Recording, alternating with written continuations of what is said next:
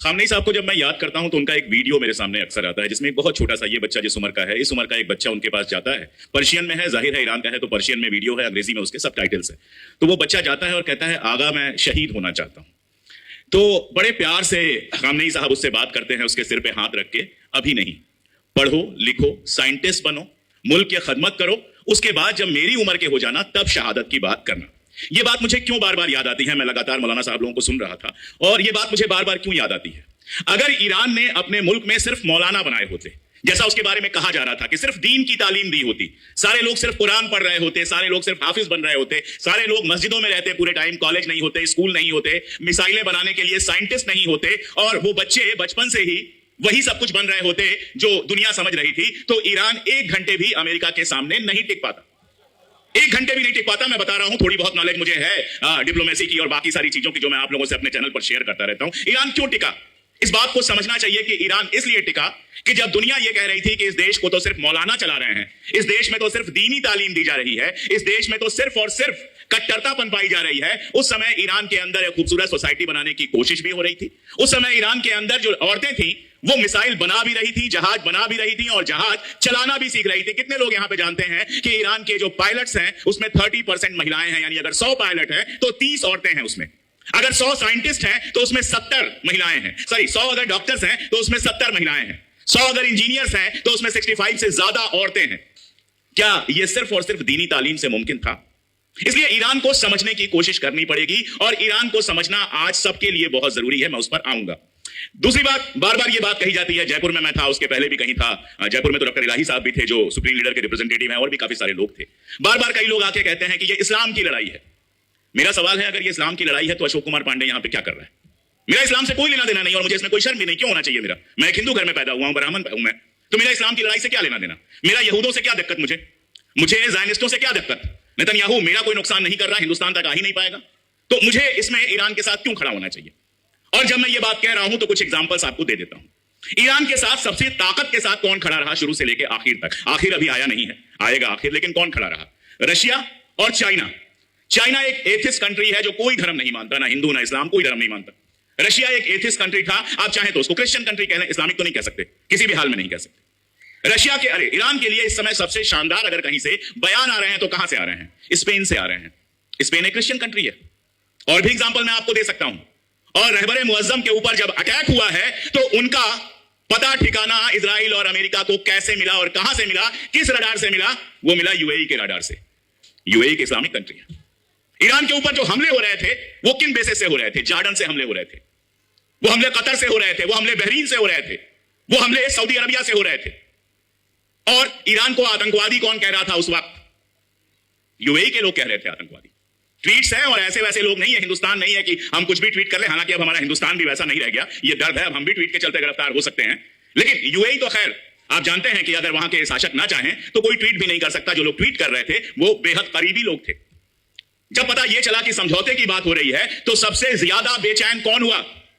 UAE के लोग बेचैन हुए। यूएई के जो राजदूत हैं, एम्बेसडर हैं अमेरिका में, उन्होंने बाकायदा एक आर्टिकल लिखा और उस आर्टिकल में लिखा कि ईरान को इतने सस्ते में नहीं छोड़ा जाना चाहिए और ज्यादा बम गिराए जाने चाहिए, मिसाइल की सारी कैपेबिलिटी खत्म कर देनी चाहिए। तो मैं एक बात हमेशा कहता हूं और बहुत अदब से कह रहा हूं, प्लीज कोई इस बात को बुरा ना माने। अगर रात को 12 बजे मेरी तबीयत खराब होगी तो मेरे पड़ोस में जो रहते हैं, चाहे वो हिंदू हो या मुसलमान हो, वो ले जाएंगे मुझे हॉस्पिटल। ना कोई नागपुर से आने वाला है, ना कोई अरब से आने वाला है, ना कोई भोपाल से आने वाला है। उम्मत की बात बहुत अच्छी है, लेकिन इसको जरा इस तरह से सोचिए कि आरएसएस के प्रोग्राम में भी तो इसी हिंदू धर्म के नाम पर एक होने की बात की जाती है। और इस बात को याद रखिएगा, आरएसएस के खिलाफ किसी ने कुर्बानी दी है तो वो महात्मा गांधी थे जो हिंदू थे। आरएसएस के खिलाफ आज अगर सबसे ज्यादा आवाज कोई उठा रहा है और लगातार बोल रहा है तो मैं पूरे गर्व से कहता हूं कि वो हमारे धर्म के लोग हैं, बोल रहे हैं। और ये बहुत जरूरी है किसी भी रिलीजन के लिए कि सही और गलत को पहचानिए। मैं क्यों ईरान के साथ हूं, जिस बात पर मैं आ रहा था, ईरान मेरा जाना नहीं हो पाया किसी वजह से। 2 बार ऐसा हुआ कि बिल्कुल प्रोग्राम बन गया लेकिन आखिर वक्त में कैंसिल हो गया किसी न किसी वजह से। ईरान में मेरे कई सारे दोस्त हैं, हिंदुस्तानी भी हैं और कुछ लोग जो सिख हैं और वहां पर रहते हैं, उनसे भी मेरी बातचीत होती रहती है, कई बार हुई है। मुझे पता यह चला कि ईरान के अंदर 2 गुरुद्वारे हैं, 2 मंदिर हैं, सारी गुरुद्वारों पर आऊंगा, 2 मंदिर हैं। हिंदू बहुत कम है लेकिन मंदिर बड़ी खूबसूरती के साथ मेंटेन है, उनके साथ कोई बेअदबी नहीं होती। 1979 की इस्लामिक क्रांति के बाद किसी मंदिर के साथ कोई बेअदबी नहीं हुई, किसी गुरुद्वारे के साथ कोई बेअदबी नहीं हुई। और आज जब जायनिस्ट इजराइल लगातार ईरान पर अटैक कर रहा है, वहां के लीडरान को शहीद कर रहा है, वहां के बच्चों को मार रहा है, तो भी यहूदियों के किसी सिनेगाग पर एक पत्थर नहीं गिरा। ईरान में सिर्फ एक सिनेगाग पर बम गिरा है और वो बम इजराइल ने गिराया है। कितना आसान काम था, कितना आसान काम था। इस समय पूरा गुस्सा है। अगर वो खुद को इस्लामिक क्रांति कहते हैं और मैं इसीलिए उनका सम्मान करता हूं कि इसके बावजूद अगर वो कट्टरपंथी उस तरह के होते जैसा उनको बताया जा रहा है, तो इस गर्मा गर्मी में मंदिर ना सही, गुरुद्वारा ना सही, सिनेगाग को तोड़ने से कौन रोक लेता? उनको कोई नहीं रोक सकता था, तालियां बजती। लेकिन सिनेगाग वहां पर सुरक्षित है। और पिछली बार 12 रोजा जंग में जब एक यहूदी शहीद हुआ, ईरानी यहूदी शहीद हुआ, तो याद कीजिए कि रहबर मुअज्जम उसके घर गए थे और उसके घर जाकर उसके मां और बाप के साथ बैठे हुए थे, क्योंकि वो ईरानी था। वतन परस्ती जहां नहीं होगी वो देश कोई जंग नहीं जीत पाएगा। जहां वतन परस्ती होगी वहां मजहब भी सलामत होगा और वो मुल्क भी सलामत होगा। इस बात को आप हमेशा याद रखिएगा। और ईरान के लोगों से बात करते हुए मेरे समझ में यह आता है कि सबसे ज्यादा कोई चीज उनके अंदर कूट कूट कर भरी हुई है तो वतन परस्ती भरी हुई है। ज्यादा दिन नहीं हुए वहां पर हिजाब को लेकर एक बड़ा मूवमेंट खड़ा हुआ था, बड़ा मूवमेंट खड़ा हुआ था, कई लोग गिरफ्तार हुए, सब कुछ हुआ। लेकिन उसके बाद ईरान ने भी खुद को बदला। आज जब आप देखते हैं वहां पर सड़कों पर भीड़ देखते हैं तो बहुत सारी ऐसी खातून आपको नजर आती हैं, महिलाएं नजर आती हैं जिन्होंने पर्दा नहीं किया हुआ है, लेकिन उनके हाथ में ईरान का झंडा है। और अभी एक वीडियो वायरल हुआ था जिसमें ऐसी एक महिला को एक साहब समझा रहे हैं कि तुमको पर्दे में होना चाहिए, और उधर से एक मौलाना साहब आ रहे हैं, बिल्कुल आप जैसे वेशभूषा में ईरान के लोग रहते हैं वैसे ही बिल्कुल आ रहे हैं। उनसे उन्होंने शिकायत की कि देखिए ये जो महिला है वो बिना पर्दे के हैं। तो उन्होंने क्या कहा पता है? उन्होंने कहा उनकी गलती नहीं है, गलत तुम हो कि जिस समय मुल्क खतरे में है उस समय छोटी छोटी बातों पर बहस कर रहे हो। उनके हाथों में ईरान का झंडा है, उनके हाथों में ईरान का अलम है, ये बड़ी बात है। बाकी बातें हम आपस में सुलझा लेंगे। कोई भी मजहब, कोई भी मुल्क ऐसे ही चलता है। कुछ लोग सहमत होते हैं, कुछ लोग नहीं सहमत होते हैं। जो मुल्क असहमतों पर गोली चलाता है वो मुल्क बहुत जल्दी टूट जाता है। आप दुनिया का इतिहास देख लीजिएगा। और जो मुल्क सबको साथ लेकर चलता है उस मुल्क को अमेरिका और इजराइल भी नहीं हरा पाते। ये तो हमने अभी देख लिया। क्या प्लान था? बड़ा आसान सा प्लान था, एकदम कागज पे बना हुआ प्लान। हमला करेंगे, सुप्रीम लीडर को शहीद कर देंगे, उनके साथ की लीडरशिप को शहीद कर देंगे। और मोसाद और सीआईए ने ट्रंप से लेकर मोदी जी तक सबको समझा दिया था कि 48 घंटे में सरकार बदल जाएगी। यही तो प्लान था। और क्या प्लान था? क्या हुआ 48 घंटे में? सारा ईरान सड़कों पर आ गया। 20 ऐसे लोगों के इंटरव्यूज हैं जो कहते हैं कि हम इस रेजीम को पसंद नहीं करते, लेकिन हम ईरान पर कोई हमला बर्दाश्त नहीं कर सकते। जब मुझसे किसी ने पूछा, एक इंटरव्यू लिया, तो मैंने कहा मैं घोषित तौर पर नरेंद्र मोदी को पसंद नहीं करता, लेकिन अगर कोई मुल्क हमला करके हमारे वजीर आजम के साथ कुछ कर देगा तो मैं अपने मुल्क के साथ खड़ा रहूंगा, क्योंकि तब वो मामला एक आदमी का नहीं होगा, तब वो मामला हमारे मुल्क का हो जाएगा। ये अकीदा अगर सीखना है तो ईरान से सीखना चाहिए। अब जरा इस बात को समझने की कोशिश कीजिए कि ईरान से अमेरिका को दिक्कत क्या है। डेमोक्रेसी की दिक्कत तो बिल्कुल नहीं है, क्योंकि अगर आप लोग नहीं भी जानते हैं और जानते भी हो तो ईरान में 2 लेवल का एडमिनिस्ट्रेशन है। पहले लेवल का जो है उस पर आयतुल्लाह लोग हैं और वहां भी इलेक्शन होता है, बाकायदा आयतुल्लाह की मीटिंग होती है और उसमें इलेक्शन होता है। मुस्तफा साहब तो एक खास कंडीशन ऐसी रही कि इनको ये डिसीजन लेना पड़ा, वरना वो सारी मीटिंग दुनिया देखती कि कैसे मीटिंग हो रही है। लेकिन दूसरे लेवल पर इलेक्शन होते हैं। पजेश्कियन साहब, अराक्ची साहब जो गद्दी पर बैठे हैं वो इलेक्शन जीत कर बैठे हैं, और इन लोगों को कहा जाता है कि ये मॉडरेट लोग हैं, जो लोग इस पक्ष में थे कि जो चाहे पर्दा करे, जो ना चाहे पर्दा करे। बहुत सारे लोग होंगे आयतुल्लाहों में जो नहीं चाहते होंगे कि ये जीत के आए, लेकिन ईरान की जनता ने जिताया, इलेक्शन हुए तो ये लोग गद्दी पर बैठे हुए हैं। अब आप अगल बगल देख लीजिए, बहरीन में कौन सा इलेक्शन होता है? याद होगा कि जिस समय पिंक रिवॉल्यूशन हो रहा था, बहरीन में बदल गई होती सरकार अगर सऊदी अरबिया से वहां पे पुलिस और आर्मी नहीं गई होती। और इस बार भी जब वहां के लोग ईरान के पक्ष में खड़े हुए तो उनके साथ क्या सलूक हुआ है आपको पता है। लेकिन बहरीन में अमेरिका को डेमोक्रेसी नहीं चाहिए, यूएई में अमेरिका को डेमोक्रेसी नहीं चाहिए, सऊदी में नहीं चाहिए डेमोक्रेसी, जॉर्डन में डेमोक्रेसी नहीं चाहिए। डेमोक्रेसी सिर्फ और सिर्फ ईरान में चाहिए। बेकार की बात है। डेमोक्रेसी से अमेरिका का कोई लेना देना नहीं है। अगर अमेरिका की इतनी लंबी रवायत नहीं होती तो ट्रंप खुद तानाशाह बन के बैठ जाता। प्रॉब्लम सिर्फ इतनी है कि 1979 से पहले ईरान के तेल पर और ईरान की फसल पर कब्जा अमेरिका और इंग्लैंड का था। तेल यहां पैदा होता था लेकिन उसकी बिक्री अमेरिका करता था, प्रॉफिट उसके पास जाता था। और 1979 का जो रिवॉल्यूशन हुआ उसमें इसको नेशनलाइज कर दिया गया, यानी ईरान का तेल ईरान के काम आएगा। और अगर ये बात इतने से भी ना समझ में आ रही हो तो आप इस बात से समझिए कि आज तक ईरान में केवल एक प्राइम मिनिस्टर डेमोक्रेटिकली चुना गया। बच्चे को बैठने दीजिए, बच्चे को बैठने दीजिए, बैठो बेटा। आज तक केवल एक प्राइम मिनिस्टर डेमोक्रेटिकली चुना गया है, मोहम्मद मोसादेक। जो लोग नहीं जानते हैं गूगल करके आप देख लीजिएगा, मैंने एक लंबा वीडियो बनाया था उस पर। मोहम्मद मोसादेक साहब बाकायदा डेमोक्रेटिक तरीके से चुन के प्राइम मिनिस्टर बने थे, और उनकी हत्या किसने करवाई थी? सीआईए और अमेरिका ने करवाई थी, क्योंकि उन्होंने भी वही गलती कर दी थी कि ईरान का तेल ईरान के लोगों के काम आएगा। उन्होंने भी तेल के नेशनलाइजेशन की बात की थी। तो 3 बातें मैं आपसे बहुत क्लियरली कह दूं। अगर यह मामला सिर्फ उम्मत का होता तो फलस्तीन का यह हाल ना होता। फलस्तीन जिसके बगल में ऐसे ऐसे शेख हैं जो हमारे जैसे 150 लोगों को खरीदने की ऐसे ही हैसियत रखते हैं, जितनी हमारी औकात है। हमारे जमीर को तो वो नहीं खरीद पाएंगे, लेकिन जो हमारी औकात है 100, 200, 500 लोगों को वो ऐसे ही खरीद सकते हैं। लेकिन फलस्तीन उनको नहीं दिखाई देता। अब तो इस बात के सबूत हैं कि बाकायदा कई शहंशाहों ने इंडिविजुअल मीटिंग में कहा है कि हमें फलस्तीन से कोई लेना देना नहीं, ये तो आवाम है जो परेशान रहती है, इसलिए हमें जबानी जमा खर्च करना पड़ता है। अगर सिर्फ ये इस्लाम की बात होती, इस बात को आप समझिएगा और सोचिएगा, तो आज फलस्तीन का ये हाल होता? कतई नहीं होता। ये मामला किसी एक मजहब का है ही नहीं, ये मामला सिर्फ एक चीज का है, आप हक पसंद हैं या नहीं है। अगर आप हक पसंद हैं तो दुनिया के हर मजलूम के साथ खड़े होंगे, और अगर आप हक पसंद नहीं है तो आप कहीं किसी मजलूम के साथ नहीं खड़े होंगे, चाहे वो आपके अपने मजहब का हो और चाहे आपके मजहब का ना हो। ये बिल्कुल सीधी और इतनी सिंपल सी बात है कि मैं घंटों हिस्ट्री से 1000 एग्जांपल देकर आपको समझा सकता हूं। आप कहेंगे तो हिंदू हिस्ट्री से, आप कहेंगे तो इस्लामिक हिस्ट्री से। जयचंद ने किसके साथ धोखा किया था? किसी मुसलमान के साथ धोखा नहीं किया था। और आप देखते चले जाएंगे तो ऐसे एग्जांपल यहां एक से एक आलिम फाजिल लोग बैठे हुए हैं। यजीद और अगर हुसैन की भी बात आप करेंगे तो हुसैन को मारने कोई यहूद नहीं आया था, हुसैन को मारने कोई ईसाई नहीं आया था, यहां से कोई हिंदू नहीं गया था। मारने वालों के नाम वही थे जिसको देखकर हमारे मोदी जी कहते हैं कि कपड़ों से पहचान लोगे। और उसके पीछे क्या था वो आप जानते हैं, उसके पीछे स्वार्थ था, उसके पीछे पैसे की भूख थी, उसके पीछे गद्दी थी। इसलिए बहुत लंबी बात मैं नहीं करना चाहता, आप लोग काफी देर से सुन रहे हैं, थक गए होंगे। 3-4 बातें कह के मैं अपनी बात खत्म करूंगा। ईरान की लड़ाई को मजहब की लड़ाई बनाना, ईरान की लड़ाई को हमेशा के लिए कमजोर कर देना है, क्योंकि मेरा अपना तरीका है। मैं कहकर ये बात हमेशा कहता हूं कि अगर ये लड़ाई दोबारा छिड़ी, ईरान के साथ एक मुस्लिम मुल्क नहीं आएगा। आप मुझसे लिख के ले लीजिए, पाकिस्तान भी नहीं आएगा। पाकिस्तान ने अपनी आर्मी, पाकिस्तान ने अपना जहाज सऊदी अरबिया में लगाया है, और सऊदी अरबिया में लगाया है तो इजराइल पर हमला करने के लिए नहीं लगाया है। ईरान अगर अगले हमले करेगा तो रोकने के लिए और उस पर हमला करने के लिए किया है। इंडोनेशिया अमेरिका के साथ समझौते कर रहा है, गिनते चले जाइएगा। बहरीन की बात ही करनी बेकार है, और बाकी जितने वहां पर शेख और बाकी लोग हैं, ओमान को छोड़ दीजिए, बाकी सबकी बात करनी बेकार है। ओमान भी ईरान के लिए जाकर लड़ने वाला नहीं है। अपने यहां से यह बात है कि वो ईरान पर हमला नहीं करने देगा। हो सकता है कतर भी हमला ना करना दे, क्योंकि बहुत कुछ कतर में बर्बाद हो चुका है, वो बर्बादी नहीं चाहेगा। अगर अब ईरान से लड़ाई चलेगी अमेरिका की, तो ईरान के दाएं बाएं अगर 2 मुल्क खड़े होंगे तो एक तरफ रशिया और एक तरफ चाइना खड़ा होगा। यूरोप के अंदर कोई ईरान की आवाज उठाएगा तो स्पेन उठाएगा, आयरलैंड उठाएगा। और काश हमारे देश में एक डेमोक्रेटिक गवर्नमेंट होती जो हमारी रवायतों को याद रखती, तो आज हिंदुस्तान होता जो ईरान के साथ खड़ा होता। और ठीक है हमारी गवर्नमेंट नहीं है, लेकिन अवाम हिंदुस्तान ईरान के साथ खड़ी है। इसका एक एग्जांपल दूंगा मैं आपको।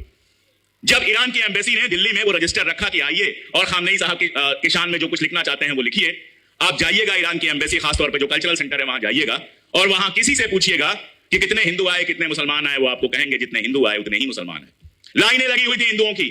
जब इन्होंने ट्वीट किया कि ईरान को मदद की जरूरत है, तो उस ट्वीट के नीचे के कमेंट पढ़िएगा आप। एक बंदे ने लिखा कि मैं एकदम मोदी जी का भक्त हूं, लेकिन इस मामले में मैं ईरान के साथ हूं और मैं ईरान के लिए मदद कर रहा हूं।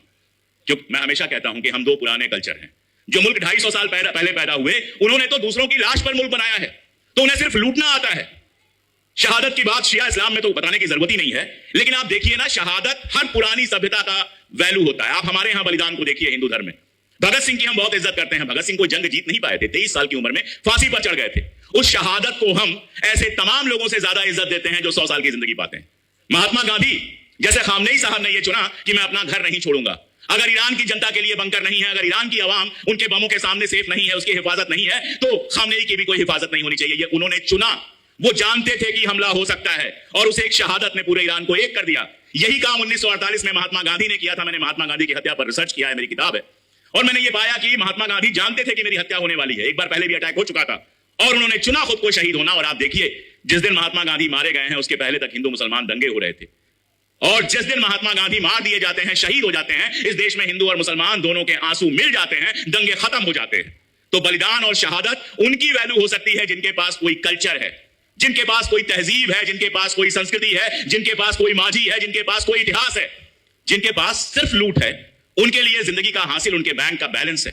उनके लिए जिंदगी का हासिल कितनी औरतें, कितने बच्चियां, वो सब बात मैं नहीं करना चाहता। मुझे शर्म आती है। जब बच्चियां यहां पर आई थी मीनाब की बच्चियों की तरह, तो मैं उठ के चला गया था, क्योंकि मैं जब भी उस आलम को याद करता हूं मेरी आंख भर जाती है। मैं भी एक बच्ची का बाप हूं। केवल एक ऐसा मुल्क बच्चियों के स्कूल पर हमला कर सकता है जिसके पास कोई तहजीब नहीं है। केवल एक ऐसा मुल्क बच्चियों के ऊपर हमला कर सकता है, गजा के बच्चों को मार सकता है, जिसके अंदर इंसानियत नाम की कोई चीज नहीं है। मैं कई बार पूछता हूं कि सारी डेमोक्रेसीज ने न्यूक्लियर बम बना लिया, लेकिन इस्लाम को किस तरह से समझा था? खामनेई साहब ने इस बात को भी समझना चाहिए। उन्होंने कहा कि इस्लाम हमें यह हक नहीं देता कि हम WMD बनाएं, यानी ऐसे हथियार बनाएं जो हजारों हजार लोगों को एक साथ मार सके। हथियार सिर्फ अपनी हिफाजत के लिए बनाना है, वरना आज न्यूक्लियर बम होता उनके पास, कोई कह सकता है कि गलती की, आज होता तो शायद जंग नहीं होती। लेकिन दुनिया के सामने एक एग्जांपल तो रखा कि बिना न्यूक्लियर बम के भी खुद को बचाया जा सकता है। और जिस समय सारी दुनिया को खत्म करने के हथियार बना रही है, उस समय एक ऐसा नेता भी हो सकता है जो खड़ा होकर कहता है कि नहीं, हम ऐसा हथियार नहीं बनाएंगे, क्योंकि हमको हथियार की जरूरत सिर्फ और सिर्फ अपनी हिफाजत के लिए है। बहुत सारी चीजें सीखने वाली हैं। आप किसी मजहब को देख लीजिए, हमारे ही मजहब में गांधी भी पैदा होते हैं, गोडसे भी पैदा होता है। तय आपको करना है कि गोडसे के रास्ते पर चलना है या गांधी के रास्ते पर चलना है। गोडसे बहुत धार्मिक बातें करता था, धार्मिक चिन्ह धारण करता था, मंदिर में जाता था, क्या क्या करता था। गांधी जी हमारे कभी मंदिर नहीं जाते थे। शाम को जो प्रार्थना सभा करते थे उसमें इस्लाम से भी पढ़ते थे, गीता से भी पढ़ते थे, क्रिश्चियनिटी से भी पढ़ते थे, बुद्धिज्म से भी पढ़ते थे। धर्म उनके दिल में रहता था, उनके जिस्म पर नहीं। जिस्म तो उनका या गरीब किसान की तरफ था। यह आपको तय करना है कि गांधी के रास्ते पर चलना है या फिर आपको गोडसे के रास्ते पर चलना है। यह आपको तय करना है कि ईरान के रास्ते पर चलना है या तालिबान के रास्ते पर चलना है। यह आपको तय करना है कि मौलाना आजाद के रास्ते पर चलना है या एम के जिन्ना के रास्ते पर चलना है। यह आपके सामने है। हर धर्म की कुछ बेसिक चीजें होती हैं। और जैसा मौलाना साहब ने कहा वसुधैव कुटुंबकम के लिए, मुझे तो पर्शियन में नहीं पता है जो आपने कहा, लेकिन मुझे सुन के बड़ा अच्छा लगा कि आपके यहां भी वसुधैव कुटुंबकम है। यानी दुनिया के हर मजहब में मैं ऐसे यहूदियों को जानता हूं जो यहूदी इस जंग के लगातार खिलाफ हैं, जो अमेरिका में जुलूस निकाल रहे हैं, जो ममदानी को जाके वोट देते हैं न्यूयॉर्क में। बिना यहूदियों के वोट के ममदानी नहीं जीतता। इसलिए मैं यहूदी कभी नहीं कहता। अगर एक यहूदी भी ऐसा है जो ये नहीं चाहता है तो मैं उसका अपमान क्यों करूं। इसलिए मैं यहूदी नहीं कहता, मैं जायनिस्ट कहता हूं। इसीलिए सनातनी कहने से आपको मैंने रोक दिया, क्योंकि गांधी पर जब हमले हो रहे थे वो सनातनी खुद को कहने वाले लोग कर रहे थे। सनातनी का मतलब होता है वो हिंदू जो अपने धर्म में किसी तरह का बदलाव नहीं चाहते, जो कोई लिबरलिज्म नहीं चाहते, जो दलितों को अधिकार नहीं देना चाहते, जो वही छुआछूत चाहते हैं, जो औरतों को अधिकार नहीं देना चाहते। गांधी उनको सनातनी कहते थे, खुद को नहीं कहते थे। मैं सनातनी नहीं हूं, मैं हिंदू हूं, लेकिन मैं सनातनी नहीं हूं। मैं अपने धर्म में बहुत सारे बदलाव चाहता हूं।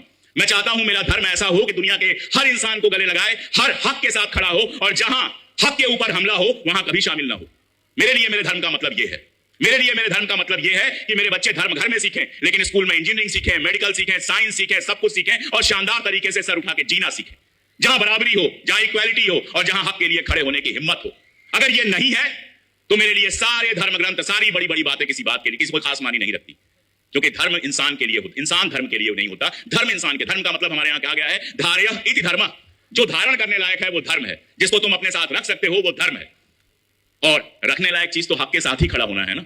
जालिम के साथ खड़ा होना कैसे रखने लायक चीज हो सकती है? रावण के साथ खड़ा होना कैसे रखने लायक चीज हो सकती है? रावण के पास पैसा ज्यादा था, रावण के पास सब कुछ था, लेकिन पूजा हम उस राम की करते हैं जो राजपाट छोड़कर चला गया था। बातें की जा सकती हैं बहुत लंबी, मुझे भी लंबी तकरीरों की आदत है। बस इतना कि ईरान आज जो लड़ाई लड़ रहा है, आप इस बात को याद रखिए कि दुनिया के हर सप्रेस्ड इंसान की लड़ाई लड़ रहा है। हर सप्रेस्ड इंसान की लड़ाई लड़ रहा है।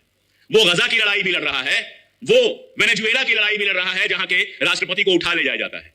आज दुनिया दो हिस्सों में बटी हुई है। एक तरफ लुटेरे हैं और एक तरफ वो लोग हैं जो इस लूट के राज को बदलना चाहते हैं। और मैं इस बात से पूरी तरह सहमत हूं कि अभी तक जो लड़ाई हुई है, अमेरिका को ऐसी हार आज के पहले कभी देखनी नहीं पड़ी थी। ट्रंप की आदत थी, धमका दिया टैरिफ लगा देंगे, लोग कहते थे यस सर।